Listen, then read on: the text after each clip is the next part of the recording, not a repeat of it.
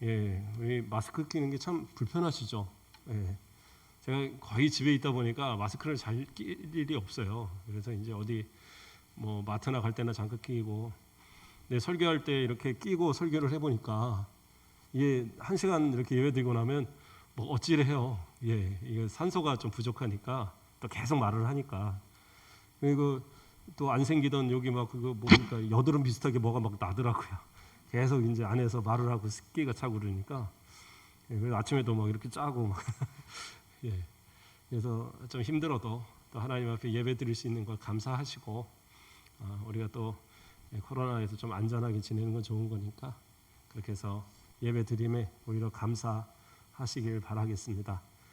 또 우리 아까 또 집사님 막 눈물이 글썽이면서 남자가 40이 넘으면 눈물이 드라마 봐도 막 눈물 흘리고, 저도 이제 뭐 이렇게 자꾸 눈물이 많아지나 모르겠어요. 뭐 설교할 때도 글썽할 때가 있고 그러는데, 그건 뭐 우울증 때문에 그런 건 아니고 이게 우울감이라고 그래요. 우울감. 그러니까 우울증은 질병이고 우울감은 그럴 때가 있어요. 뭐 가을을 탄다든가 뭐 그렇게 비가 오면은 뭐 그런다든가, 일시적으로 그런 건 그냥 우울감이라고 합니다. 우울감. 그러니까 우울감이 한 일주일에 한 3일 간다. 그러면 이제 그건 우울증이에요. 가서 검사를 받으셔야 되고, 어쩌다 한번 그러는 거는 괜찮아요. 그럴 때 있어요. 그러니까 걱정하지 마시고, 뭐 큰 병 걸렸거나 생각하지 마시고, 그냥 밖에 나가서 한번 돌아다니시든지 맛있는 거 많이 먹든지 잠푹 자면 다 괜찮아집니다. 그러니까 걱정하지 마시고 이 어려운 때 잘 이겨내시고 하나님의 은혜 가운데 잘 승리하시는 우리 성도들 되기 바랍니다. 오늘 말씀의 제목은 이제 제1계명입니다. 오늘 이 구절을 다 쓰긴 그래서 제1계명인데, 5장에 나오는 이 1계명을 통해서 그 이제 전 이야기들까지 이렇게 쭉 하면서 10계명의 좀 서론적인 이야기들을 나누는 그런 시간을 되고자 합니다. 이 10계명이 나오는 이제 이 5장, 더 앞서서는 4장 44절부터 시작되는 두 번째 설교입니다. 43절까지는 이제 첫 번째 설교예요. 그래서 그 내용은 우리가 잘 알듯이 그 1장 1절부터 시작해서 4장 그 43절까지는 이스라엘의 그 호렙산으로부터 이 바로 직전 이 그 요단 동편에 이제 막 넘어가기 직전에 이 상황까지의 어떤 역사라고 그럴까요? 광야 여정을 이렇게 기록을 하고 전쟁사를 기록하고요. 또 그 앞에서는 이스라엘 백성들이 가데스 바네아에서 반역해 갖고 어쨌든 이제 그 광야로 내몰린 사건들, 뭐 이런 얘기들을 이렇게 쭉 하죠. 그래서 바로 직전에 이 4장 후반부에 가서는 그 가나안의 그 동쪽 동편에 있는, 그렇죠? 아모리인의 왕 그 시온이라든가 바산한 옥을 이렇게 친 그러한 이야기, 또 그 앞서서는 뭐 이렇게 에돔이라든가 모압이라든가 암몬이라든가 하나님께서 멸하지 말도록, 싸우지 말도록 정하신 이야기, 뭐 이런 얘기들이 이제 쭉 나와요. 그러니까 이스라엘의 어떤 그 여정들을, 이제까지 하나님이 도우신 그 여정들을 기억하게 하는 그런 설교가 1편이었고, 그 다음에 4장 44절부터 시작할 때 뭐라고 나와요? 또 모세가 이스라엘 자손에게 선포한 율법은 이러하니라 하면서 두 번째 설교가 시작이 되는 겁니다. 그런데 이제 이 성경을 나누는 분들이 이게 처음부터 1장, 2장, 3장 있었던 건 아니에요. 그 내용상, 문맥상 이렇게 나누다 보니까 5장 1절에서 또 모세가 온 이스라엘을 불러 그들에게 이르되 하고 시작하니까 그냥 여기서 끊어버린 거예요. 근데 이제 사실상으로 설교의 두 번째 설교는 4장 44절부터 시작이 됩니다. 근데 4장 44절부터 49절까지의 내용은 앞서에 이미 설명했던 내용들을 간략하게 다시 설명을 하고 있어요. 그래서 어디서 어디까지 이렇게 이 땅을 차지하게 됐고, 요단 동편의 땅을 어떻게 차지했고, 뭐 이런 이제 이야기들을 하는 거예요. 그러니까 왜 이런 이야기를 하면서 다시 시작을 하느냐?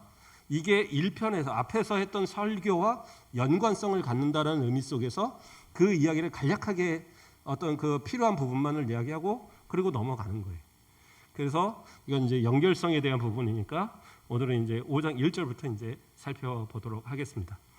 5장 1절에 보면 모세가 온 이스라엘을 불러 그들에게 이르되 이스라엘아 오늘 내가 너희의 귀에 말하는 규례와 법도를 듣고 그것을 배우며 지켜 행하라. 이렇게 얘기하고 있어요.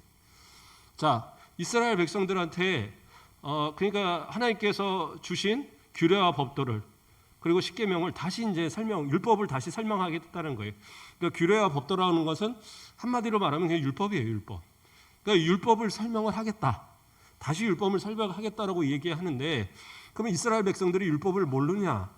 모르진 않죠. 모르진 않는데, 그런데 그 율법을 받았던 호렙산에서 받았던, 물론 이제 그 1장에서도 설명할 때도 호렙산에 대한 이야기를 했지만 호렙산의 기억을 가진 사람들이 현재 많지 않은 거예요. 예, 율법이 뭔가는 알죠. 그 십계명이 뭔지를 모르겠어요. 다 알아요. 아는데 이것을 다시 되새기는 이유는 뭐냐? 그때의 사건을 기억하라는 거예요. 그때의 사건. 왜냐하면 그 하나님과의 언약, 하나님께서 이스라엘 백성과 함께 맺은 언약, 너는 내 백성이고 나는 너희 하나님이 되겠다는 그 약속 가운데 맺어진 이 언약이 바로 호렙산에서부터 시작이 됐단 말이에요. 물론 그 약속의 약속은 아브라함에게, 이삭에게, 야곱에 한 약속부터 시작이 되지만, 그러나 이스라엘 백성들을 광야로 출애굽시켜서 그 다음에 본격적으로 율법을 주신, 그래서 그것을 중심으로 해서 언약을 맺은 것은 호렙산이란 말이에요. 그러니까 다른 말로는 신의 산이죠. 그곳에서 그러한 언약과 약속을 맺었는데, 근데 그 사실을 이스라엘 백성들은 잘 기억을 못하는 거예요. 왜 그래요? 그 가데스 바네아에서 반역했던 그들의 그때 당시 20세 이상의 사람들이 누구예요? 이 모세와 그리고 그 여호수아와 갈렙, 이 세 사람을 제외하고는 다 죽은 거예요. 예. 광야에서 이미 다 죽었어요. 아론도 죽었잖아요. 그리고 그 앞서서 미리암도 죽었습니다.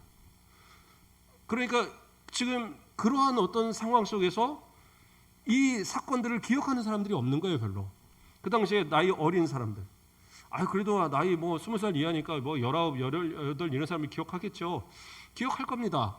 그러나 그 밑에 사람들, 그리고 광야의 세대들은 기억을 못 해요. 우리도 그런 거 있지 않습니까? 저도 이야기에서 전설로만 듣는, 그렇죠? 일제시대 이야기, 일제 강점기라고 그러죠. 일제시대 이야기라든가 또 6.25 이야기. 우리 연세 있으신 분들은 다 기억하죠. 그러나 그때 또 어린 나이였던 분들은 그냥 가물가물한 거예요. 기억은 한다고 하지만, 그렇죠. 옛날에 뭐 이제 그 오래 계셨던 그런 어른들한테 물어보면 어렸을 때 뭐 열 몇 살이었고 뭐 이렇게 얘기를 해요. 그러면 일본어 잘 하시겠죠? 그랬더니 하나도 몰라 그러더라고요. 오래돼서 다 잊어버렸어. 그때는 일본어도 학교 다니고 다 했는데 다 잊어버렸대요. 잊어버리는 거예요, 시간이 지나면. 물론 이스라엘 백성들한테는 한 40년밖에 지나지 않았어요. 그렇죠? 그 호렙산에 그 시내 광야로 들어갔을 때가 3개월째 되는 달이었어요. 그 출애굽하고, 그리고 이 설교, 물론 1편의 설교가 제일 먼저 시작할 때 그때가 며칠이었어요? 그 신명기 1장 3절에 보면 40째 해 11째 달 그 달 첫째 날 그렇게 나오고 있어요. 그러니까 뭐예요? 40년이 되는 해에 11월 1일 날 설교를 했어요. 1편 설교가. 그러니까 40년이 안 되는 거죠, 약간. 그렇죠? 이때까지가 40년이 조금 못 되는 그러한 딱 그 기간 동안 뭐 어떻게 잊어버렸겠어요? 기억하는 사람이 많겠지. 그런데 아까 말한 대로 이미 죽은 사람들이 많아서 기억을 잘 못하는 거예요. 그러니까 모세가 이 이야기들을 다시 그들한테 되새기고 그러면서 그 부탁하는 게 뭐였어요? 우리 1절에서 뭐라고 그래요? 그들에게 이르되 이스라엘아, 오늘 내가 너희의 귀에 말하는 이 규례와 법도를 듣고 그것을 배우며 지켜 행하라. 그러니까 기억하라는 거죠. 배우고 지켜서 이걸 행하라는 거예요. 그러니까 이것이 내게 다시 그 조상들 아브라함과 야곱과 이삭에게 약속했던, 그리고 이 광야에서 죽어갔던 그들과의 약속했던 그 약속을 너희는 기억하고 지키라는 거예요. 왜요? 그 약속은 그 사람들한테만 한 것이 아니라 지금 어떻게 해요? 이 이야기를, 이 말씀을 듣는 이 모든 사람들과 지금 함께 한 것이라는 거예요. 그래서 3절에 뭐라고 나와요? 이 언약은 여호와께서 우리 조상들과 세우신 것이 아니요 오늘 여기 살아있는 우리 곧 우리와 세운 것이니라 이렇게 이야기하고 있어요. 그러니까 그 말씀이 그때에 세운 언약이 그때에 주신 하나님의 말씀이 이 십계명이 규례와 법도가 그 광야에서 죽어간 그 사람들한테 주신 것이 아니라 그 과거에 아브라함이나 이삭이나 야곱에게만 주신 것이 아니라 그 약속이 연장되어서 지금 이 말씀을 듣는 이미 그 세대 그 시절의 기억을 전혀 갖고 있지 않는 여러분들과 함께 이것은 약속을 맺고 있는 겁니다. 이렇게 모세는 설명을 하고 있어요. 근데 이것은 더 나아가서 예수 그리스도를 믿음으로 인해서 그 믿음을 가진 우리도 마찬가지입니다. 모두 그 언약 가운데 함께 접촉이 되는 거예요. 그래서 우리는 언약의 당사자들이에요. 아이 목사님 그거는 아니지 않습니까? 우리는 이방인들이었고 또 그거는 유대인들이 다 하고 율법은 이미 유대인들한테 끝난 거 아닙니까? 그렇지 않아요. 예수님께서는 뭐예요? 율법을 폐하러 오신 분이 아니라 율법을 완성시키러 오신 분이에요. 그러니까 우리가 믿음을 갖는다라는 건 뭐냐? 예수님의 완성된 율법을 지키며 살아가는 거예요. 그 완성된 율법은 뭐예요? 그 법조문이 되어져 있는 그러한 어떤 강력한 그 구속력을 갖는 그러한 법조문에 나오는 율법이 아니라 사랑의 율법. 예수 그리스도를 믿음으로 인해서 구원받은 자들이 지켜야 될 사랑의 율법을 얘기하는 거예요. 그래서 그 율법을 지키며 살아가는 것이 믿는 사람들의 본분이고 그것이 우리에게 주어진 율법이에요. 그런데 그러한 것을 지키는 우리들은 어떻게 그 언약의 당사자가 되어지느냐? 그 이유는 뭐예요? 바로 그 약속을 누구하고 한 거예요? 이 약속이 하나님께서 그들과 맺으셨지만 믿음을 가진 우리가 그 믿음을 통해서 아브라함의 후손이 되어짐으로 인해서 아브라함의 그 언약 자체가 우리에게 연장이 되고 있는 거예요. 그게 믿음의 조상이라고 얘기하잖아요. 그렇죠? 그런 것처럼 우리가 아브라함의 언약 또 더 나아가서는 이 호렙산의 모든 언약이 우리와한테 연결이 되는 거예요. 그래서 십계명을 우리가 지금도 십계명을 읽고 또 외우기도 하고 또 이렇게 지키기도 하죠. 그래서 십계명은 어떤 면은 헌법적인 역할을 하는 법이에요.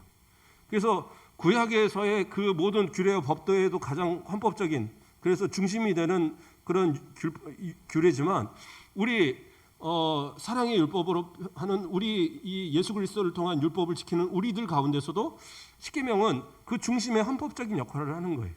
그래서 이건 변하지 않아요. 사회법이나 뭐 이런 건 변하잖아요.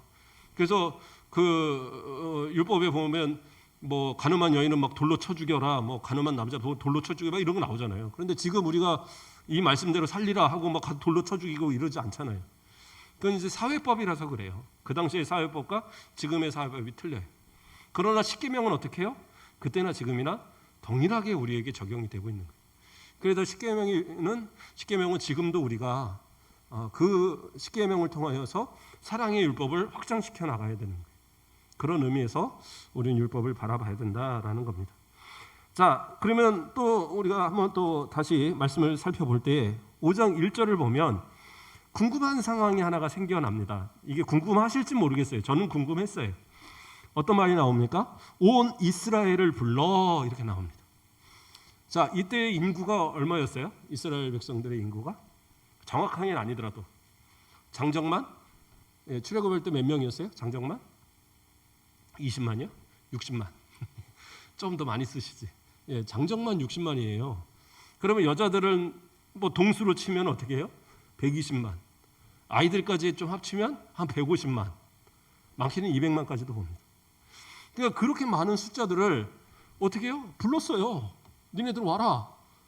이 복음, 이 율법에 대한 이야기를 듣자 하고 다 불러 드린 겁니다. 그러면 뭐 광야에서 많이 죽었잖아요. 아니 큰 차이가 별로 없었어요. 그 저희가 전에 여호수아 이렇게 뭐 그 설명하고 하면서 한번 설명을 드렸었죠. 수가 그 레위기에 보면 그 처음 1차 그 출애굽의 인원수와 그 여호수아와 함께 진격하기 위한 직전에 그렇죠? 이 모세가 이제 두 번째 그 인구 조사를 했을 때 인구가 거의 차이가 없었어요. 그러니까 거의 뭐 장전 60만이 되는 그 인원이 그대로가 맞아요. 그러면 그 수많은 사람들한테 설교를 하는데 이 당시에 뭐 마이크 시설이 있었을 것도 아니고, 그렇죠? 모세가 아무리 목소리 크고 우렁차다고 그래도 그 한 100만이 넘는 사람들한테 설교를 하면 그게 들릴까요? 어떻게 생각을 하세요? 그런 생각 안 해보셨습니까? 하나님의 능력이면 이거 못할 게 어디 있겠습니까?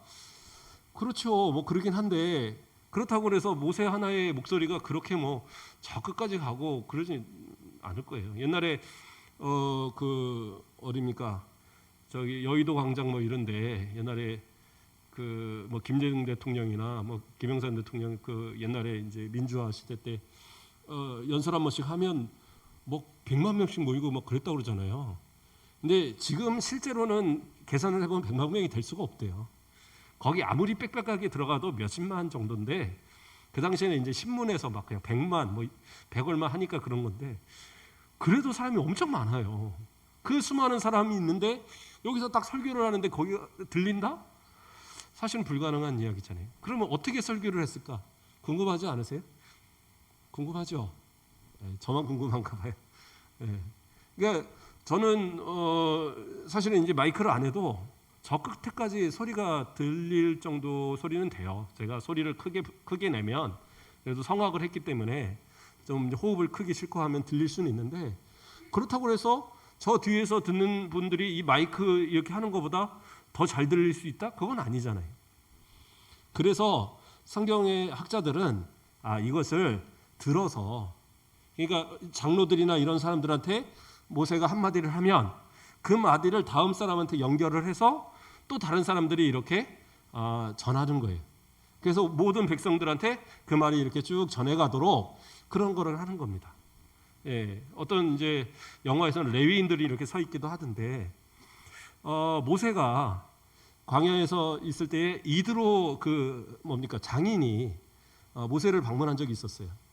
그 방문했을 때에 어떤 일이 있었습니까?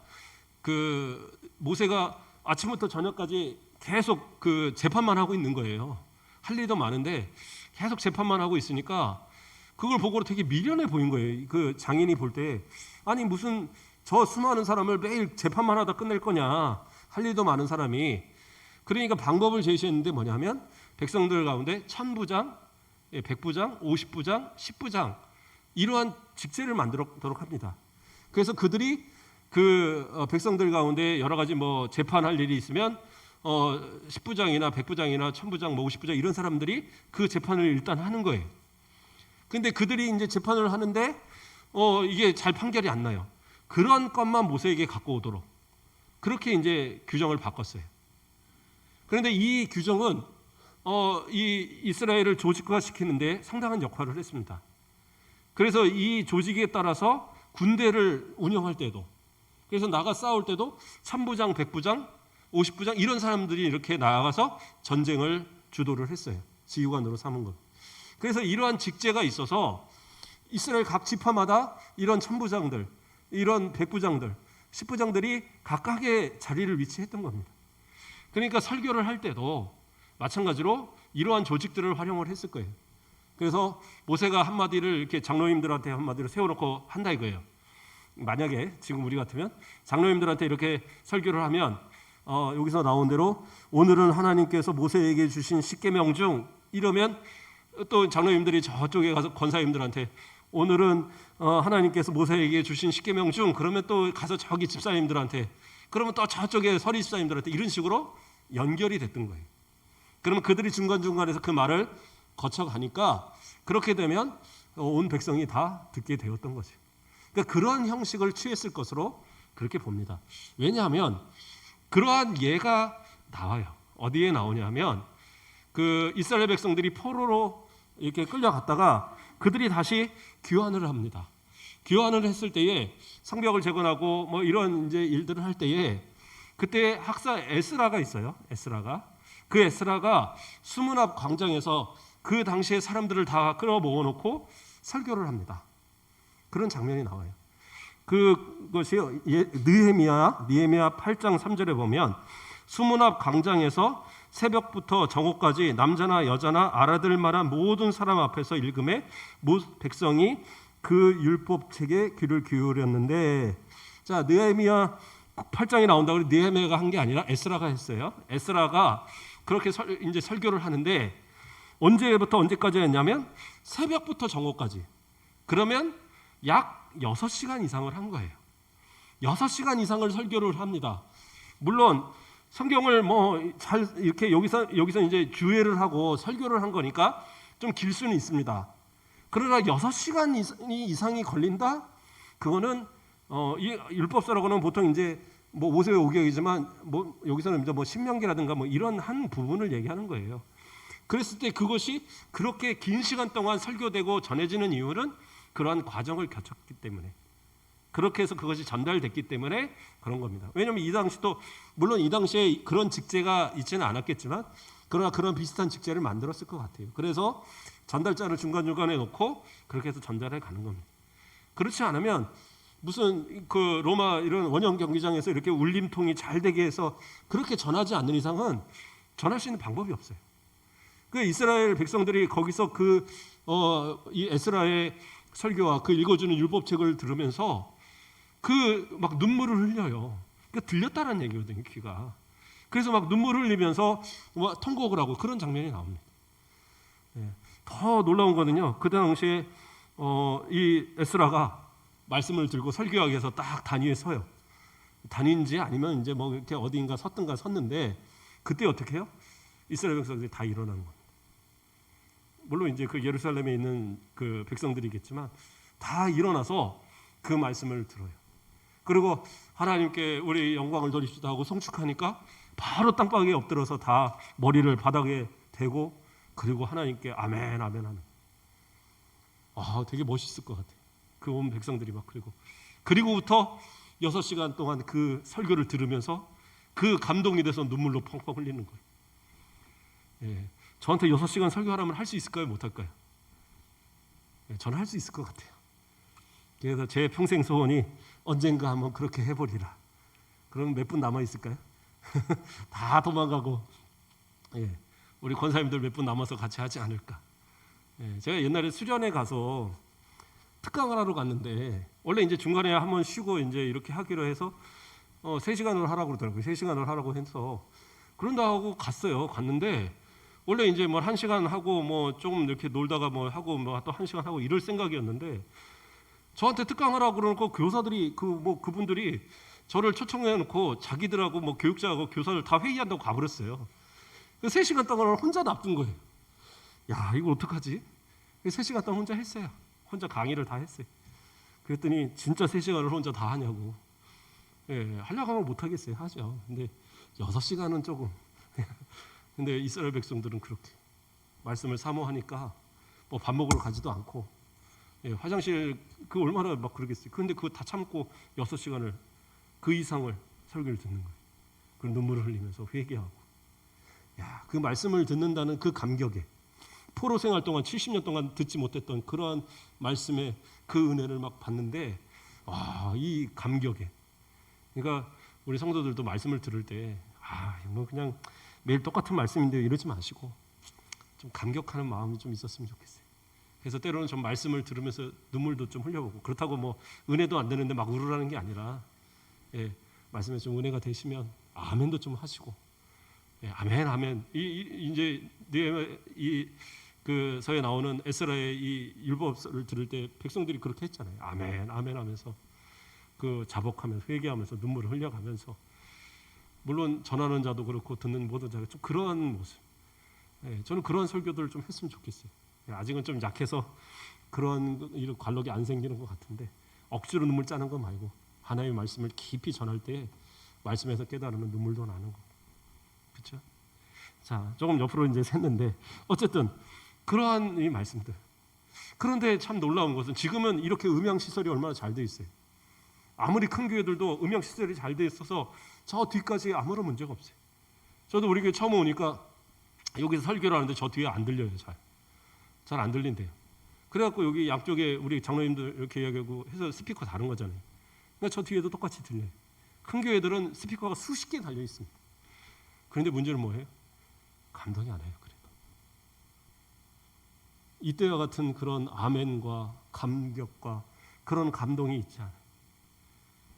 그러면 전하는 자도 문제겠지만 듣는 우리들도 문제가 아니겠습니까? 하나님의 말씀은 예나 지금이나 똑같은데 그 말씀에 대한 어떤 그런 감격, 이것이 회복되는 그런 우리의 믿음의 모습이 되어야 할 것 같습니다. 자, 말씀에 다시 한번 돌아가세요. 자, 그래서 지금 이 내용들을 이제 그런 식으로 이제 설교를 한 거예요. 예, 그래서 5장 1절에 보면 온 이스라엘을 불러 그들에게 이르되 하면서 이제 이 말씀을 시작했고요. 자, 3절에서 뭐라고 합니까? 이 언약은 여호와께서 우리 조상들과 세우신 것이 아니요 오늘 여기 살아있는 우리 곧 우리와 세우신 것이라 얘기하면서 언약이라는 얘기를 합니다. 그러면 그 언약의 내용은 어떤 것이었을까? 그렇죠? 그 언약이 출애굽기 19장 5절에서 6절 이 말씀이 여기서 말하는 그 언약일 것으로 이렇게 학자들은 해석을 하더라고요.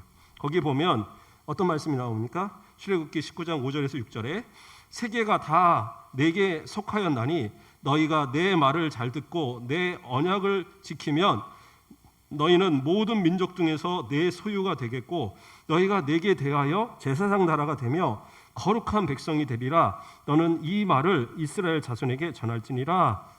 하나님께서 모세에게 하신 말씀이에요. 모세에게 하셨는데 뭐래요? 이 언약을 내 언약을 지키면 여기서의 언약은 율법과 또 이 십계명과 이런 규례를 얘기하는 거죠. 이것을 지키면 하나님 어떻게 하신다고 그랬어요? 제사장, 그러니까 너희가 내 소유가 되고 모든 민족 중에서 내 소유가 되고 또 제사장의 나라가 되고 거룩한 백성이 될 것이다. 그러니까 하나님의 소유된 거룩한 백성, 그러한 백성이 될 것이다라는 그 약속, 그 언약을 신명기에서는 이야기하는 거예요. 그래서 그 신명기의 이 말씀처럼 이 세우신 언약이 옛날 언약이 아니라 지금도 우리에게 동일하게 되어진 언약. 그래서 지금으로 말하면 우리가 예수 그리스도를 믿고 하나님의 말씀을 따라 살아갈 때에 하나님께서 이 약속의 언약을 따라서 우리가 하나님의 자녀 되어지고 그리스도인으로서 저 천국의 백성으로서 살아간다라는 그 약속이 지금도 우리에게 동일한 약속으로 주어진다라는 것으로 이렇게 이야기할 수 있는 거예요. 그러니까 우리도 예수님 잘 믿어야 됩니다. 예, 그것이 진짜 구약으로 말하면 율법을 잘 지키는 거고 지금에는 예수 그리스도의 사랑 율법을 잘 지키고 살아가는 사람들인 거예요. 그러니까 하나님의 말씀을 잘 받고 이 말씀을 잘 새기고 그리고 살아가는 우리들이 되어야 할 줄 믿습니다. 자, 이제 그 내용들을 한번 살펴봤으니까 그러니까 이제 서론의 개념들을 좀 설명을 했고요. 이제 1계명으로 한번 넘어가 보겠습니다. 1계명의 내용이 뭐라고 나옵니까? 우리가 7절 말씀에 나 외에는 다른 신들을 내게 두지 말지니라. 그러니까 나 외에 다른 신을 내게 두지 말라는 것은 말 그대로 그런 우상들을 두지 말라는 거죠. 이방의 신들을 내게 두지 말라는 건데 이 원문에서는 한 가지 이제 단어가 추가가 돼요. 뭐가 있냐면 너를 위하여라는 부분. 그러니까 이방의 신들을 둘 때에 이러한 것들을 너를 위해서 그런 것을 두지 말라는 거예요. 그런 걸 섬기지 말라. 왜냐? 이유가 있어요. 이유가 어디 나오냐면 6절에 나오는 거예요. 6절에. 5장 6절을 보면 나는 너를 애굽 땅 종되었던 집에서 인도해낸 내 하나님 여호와라 이렇게 이야기하고 있어요. 이게 뭔 얘기예요? 물론 이제 이 말씀은 나머지 계명에도 전체적으로 영향을 주는 말씀이기도 하지만 어떤 분들은 이것이 1계명에 포함된 그러니까 6절과 7절이 하나로 보는 분들도 있더라고요. 근데 왜냐하면 내용이 연결이 돼요. 6절이 이유가 되니까 너희가 너희들을 위하여 다른 신들을 내게 두지 말아야 되는데 왜냐하면 6절을 다시 읽어드리면 나는 너를 애굽 땅 종되었던 집에서 인도해낸 하나님 여호와니라. 그러니까 하나님만이 이스라엘 백성들을 저 애굽에서 인도해낸 하나님이다라는 거예요. 저 애굽에서부터 그들을 강권적으로 역사에서 이끌어낸 하나님은 세상엔 다른 신들은 그러한 신들이 없다라는 거예요. 하나님만이 그 일을 하실 수 있고 또 그 일을 이스라엘 백성들한테 베푸신 유일하신 하나님이다라는 거예요. 하나님 외에는 그러한 일을 할 수 없는 이유가 뭐예요? 하나님 외에 다른 신들은 신이 아니니까. 그렇죠? 천지를 창조하신 신뿐만 아니라 하나님은 누구예요? 이스라엘 백성들을 애굽에서 인도하실 때에 그 애굽의 신들이 아무것도 아니라는 것을 보여주셨거든요. 10가지 재앙, 제가 시편에서도 여러 번 같이 살펴봤지만 10가지 재앙을 내렸었던 그 이유 중에 가장 큰 것이 뭐냐 하면 그 이스라엘 백성들이 그 안에서 보았던 이 애굽 사람들이 섬겼던 여러 신들, 개구리든 뭐 파리든 다 신으로 섬긴 거거든요. 그러니까 뭐 피해를 주거나 뭐 이런 것들 보면 아이고 그래 이거 신들한테 잘 뭐 먹을 거 잘 주고 해서 피해 주지 말게 해야지. 그러면서 섬겼던 거예요. 나일강에서 그 주어지는 물로 인해서 우리 나일강님 그 마르지 말고 우리에게 맨날 물을 주세요 하고 그렇게 섬겼었던 것이고, 근데 나일강을 피로 만들어버리고 하나님께서 그 각각의 신들이 이건 신이 아니야, 이건 신이 아니야, 이건 신이 아니야, 다 그렇게 흑암을 주신 이유도 뭐예요? 그들이 섬기는 태양신, 태양은 신이 아니라는 걸 보여주신 거예요. 그러면 누구예요?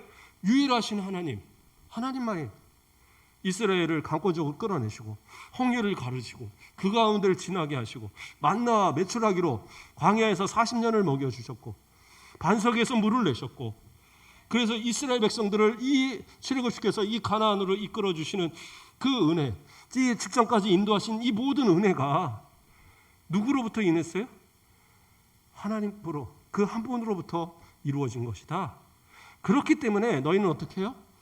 너를 위해서 그런 우상들을, 다른 신들을 내게 두어서는 안 된다 이야기하고 있는 거예요. 그러니까 하나님 같은 신이 어디 있으세요? 우리 안에 살아가면서 하나님보다 우리 가운데 더 섬길 만한 신이 누가 있냐고요. 어떠한 존재도 없어야 돼요. 그러니까 우상이란 개념을 우리는 항상 좁게 생각하는 게 있어요. 그저 만들어놓은, 사람들이 만들어놔서 이거는 우상이야, 그것만 우상이 아니에요. 하나님보다 더 귀하게 내 위치를 잡고 있는 것이 있으면 그게 우상이 되는 거예요. 나를 위해서, 내 기쁨을 위해서, 내 어떤 욕심을 위해서 내가 결코 포기할 수 없는 어떤 그 하나를 만들어 놓으면 그게 신인 거예요. 그래서는 안 돼요.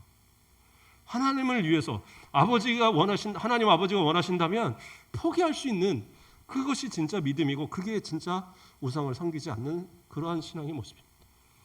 아브라함은 아들을 바치라고 할 때 어떻게 해요? 이삭을 갖다 바쳐요. 물론 그 바치게 된 믿음을 그 히브리서 11장에서는 부활을 시켜줄 것이라는 걸 믿었다고 그 성경은 이야기합니다. 그러나 그러한 부활 신앙을 갖는 것도 하나님을 믿기 때문이에요. 신뢰하니까 아들마저도 바치라니까 바치는 거예요. 그때 하나님은 어떻게 해요? 안 된다, 하지 마라 하고 아들 독자도 아끼지 않은 것으로 내가 아니까 이제 내 믿음 안다고 하나님이 인정해 주시잖아요. 그렇다고 그럼 제 자식들 한 몇 명 있으니까 하나 바칠까요? 그러라는 게 아니라 더 내 마음 가운데 두는 것들을, 돈이 돼도 안 되고 사람이 돼도 안 되고 때로는 내 건강도 마찬가지, 하나님보다 더 사랑하는 어떤 것을 두면 그것은 결국에서는 내가 우상을 섬기는 것과 똑같은 하나님 앞에 범죄를 저지르게 되는 거라는 거예요. 아까 오전에도 잠시 이야기했었지만 세상에는 어떠한 다른 신이라는 것이 존재할 수가 없어요. 하나님 유일하신 하나님. 그래서 그 홈리와 비나스가 저 하나님의 괴를 빼앗겼을 때 그 다곤 신장의 옆에다 놔뒀다 그랬었잖아요. 그래서 그것을 놔둔 이유는 이 다곤 신한테 이렇게 시종을 들으라고, 그 수종을 이렇게 좀 뭐라고 표현합니까? 그 옆에서 좀 종로로 좀 하라고 그렇게 해놓은 거예요. 그러나 하나님의 괴, 하나님의 형상을 보여준 건 아니죠. 하나님의 임재의 상징. 그랬을 때에 어떻게 해요? 다곤 신앙을 갖다가 손하고 이거 다 머리 끊어갖고 다 던져버리고 몸뚱아리는 납작 엎드리게 해놓고 하나님이 보여주시는 거거든요. 다른 신은 신이 아니다. 하나님만이 유일한 신이다. 그러면 하나님의 개가 왜 거기에 들어갔느냐? 왜 블레셋 진영에 그렇게 들어갔느냐? 힘이 없어서가 아니에요. 하나님은 이스라엘을 가르치기 위해서 그런 거예요. 너희가 신앙생활 똑바로 하지 않으면 하나님의 개라도 하나님이 함께 하시는 게 아니다라는 걸 보여준 거예요. 우리도 마찬가지입니다. 내가 하나님을 섬긴다고 그래서 성경 하나 들고 다닌다고 내가 이게 복이 되고 이거 내 마음 가운데 있다고 그래서 뭐 이게 말씀 몇 개 내가 외운다 그래서 내가 복이 되냐? 그게 아니라는 거예요. 진짜 하나님을 올바로 섬기지 못하면, 하나님께서 함께 하시지 않으면, 아무리 뭐 성경 아니라 뭐 교회를 뭐 통째로 내가 세워놔도 그것으로 내가 복 받는 거 아니에요.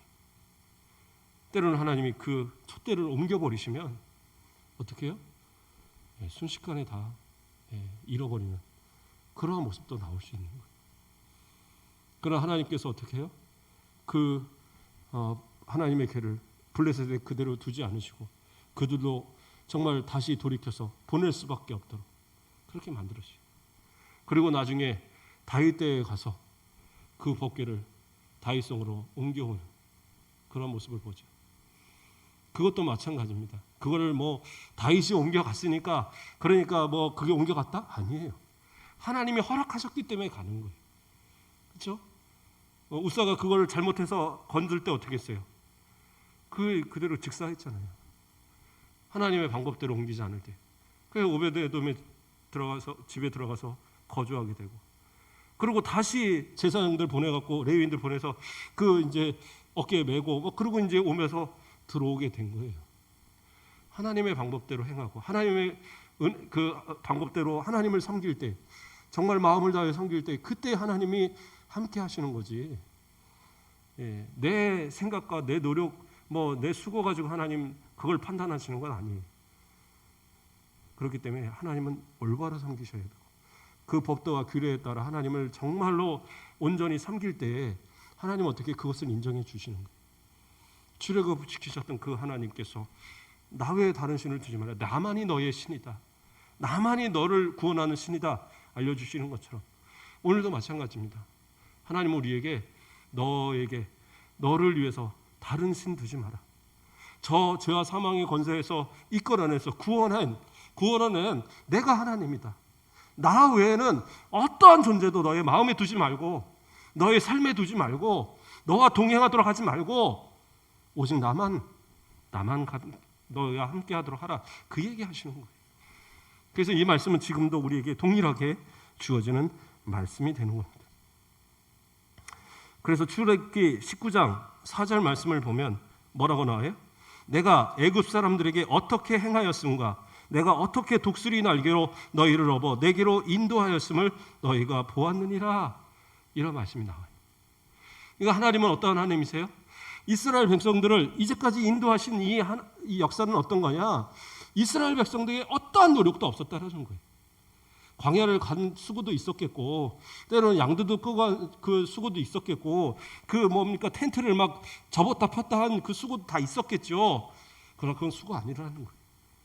누가 했어요? 하나님께서 업어서, 그 독수리 날개로 업듯이 그 업어서 모든 위험을 다 배제시키시고 하나님께서 처음부터 끝까지 다 책임지셨다라는 거예요. 그래서 그렇게 표현하는 거잖아요. 독수리 날개로 너희를 업고 내게로 인도하였다. 하나님 지금도 그렇게 하고 계신 거예요. 그것을 믿는 것이 믿음입니다. 하나님을 진짜 내 마음 가운데 모신, 다른 어떤 것도 아닌 오직 하나님만을 모시고 살아가는 그들은 어떻게 해요? 하나님께서 그 업어주시는, 그리고 그 독수리 날개를 피고 그 모든 창공을 지나가듯 아무리 밑에서 뭐 맹수가 뛰놀건 아무리 무슨 어려움이 있고 위험이 있건 아무 상관없어요. 그냥 날아가서 그 목적지에서 딱 내려주시는 그 은혜. 저 천국 가는 그날까지 저 여러분을 포기하지 않으시고 계속 함께 하시는 거예요. 그런 어려움과 그런 시련도요, 하나님 함께 하시면 넉넉히 이길 수 있다라는 거예요. 세상 사람들은 하나님을 모르기 때문에, 그래서 하나님의 그 인도하심을 모르니까 어려움이 오면 그 어려움을 이기려고 그 우상을 만드는 거예요. 손도 뭐 쓸 수 없고, 눈이 있을 때 보지도 못하고, 귀가 있을 때 듣지도 못하고, 그런 우상단지를 만들어 놓고 이게 하나님이구나, 그리고 백날 섬기는 거예요. 그런데 어떻게 해요? 아무것도 아니에요. 그냥 그 목 딱 끊어갖고 팔 딱 끊어갖고 갖다 집어던져 버리면 아무것도 못하고 그 몸뚱이만 땡글땡글 굴러다니는 그 다곤 신상처럼 그런 존재밖에 안 되는 거예요. 그러나 하나님은 어떻게 해요? 우리를 여전히 그 독수리 날개로 피고 그 등에 업고 그 모든 것을 다 이겨나가신 그 하나님, 그 하나님께서 그 이스라엘 백성들을 애굽에서부터 출애굽시켜 갖고 이 가나안으로 들어가게 하시는 그 은혜처럼 우리를 그렇게 이 세상 모든 삶 동안에 이끌고 계신다는 사실이에요. 그래서 이 제1계명은 지금도 여전히 우리에게 동일하게 말씀하시는 겁니다. 나 외에는 다른 신을 내게 두지 말라고. 오늘 이 말씀을 따라서 또 일주일 살아가시면서 또 우리의 삶을 통하여서 하나님만 모시고 살자고요. 그건 충분하잖아요. 그래서 하박국 선지자가 난 여호와로만 즐거워하겠다. 외양간에 송아지도 없고, 그렇죠? 무화과 나무에 열매도 없고, 아무것도 없어도 여호와 하나만 내 하나님 되시면 난 그것으로 만족합니다. 그러한 선지자의 고백이 저와 여러분의 고백 되시길 주님의 이름으로 축복합니다. 기도하겠습니다. 사랑의 하나님, 감사를 드립니다. 우리를 사랑하여 주시고 이 오후 시간에도 하나님의 말씀으로 우리에게 약속하심을 감사를 드립니다. 이 언약의 말씀을 의지하며 믿음으로 예수 그리스도를 우리 마음 가운데 모시고 하나님을 우리 마음 가운데 모시고 하루하루의 삶이 여호와로만 즐거워하며 여호와 하나님과만 동행하며 여호와께서 주시는 그 은혜로만 살아가는 우리 모든 성도들 되도록 인도하여 주시옵소서. 독수리 날개로 업고 날아가듯이 하나님 우리를 끝까지 책임지시고 저 영원한 천국 가는 그날까지 도전하여 주시옵소서. 감사합니다. 예수 그리스도의 이름으로 기도드립니다. 아멘.